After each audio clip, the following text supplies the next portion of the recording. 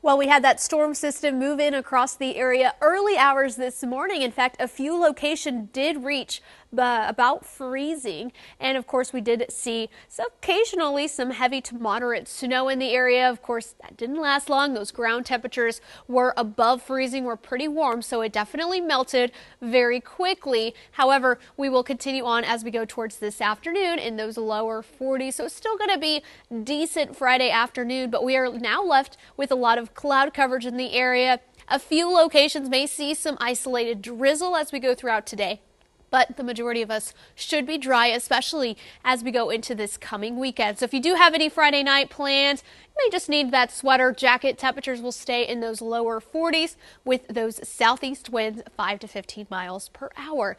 Now, cloud coverage looks to continue on as we start off Saturday morning.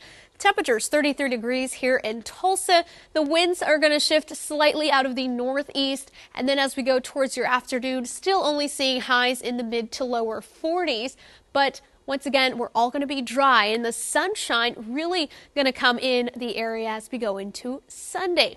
The majority of us can expect partly cloudy skies, maybe a little bit more sunshine further towards the south, but southerly winds will be returning. That's what's going to provide that nice warm up. This day, Sunday, is going to be the warmest day out of at least the next 10 days, maybe even longer than that. So soak in the sunshine, the warm temperatures for Sunday. Temperatures in the lower 50s, a little bit cooler further towards the north. They're dealing with a little bit more of that cloud coverage, but areas further towards the south, as you can see, in the lower 50s. So here in the next 7 days, you can see that normal of 48. We're going to be in those lower 40s for today. Saturday will warm up into the lower 50s by Sunday, and then we get a second storm system that's going to be moving in. As you can see, it's going to bring in a little bit some colder air in the area before we warm back up, and then we have Arctic air moving in by the end of next week. So we've got a lot of things going on here in the next few days. So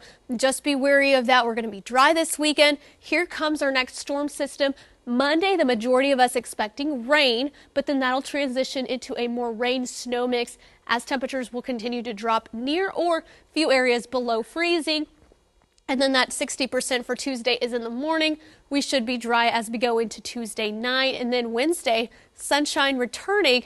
And then all eyes point to the end of next week with that Arctic air moving in. We're going to go from the upper 40s.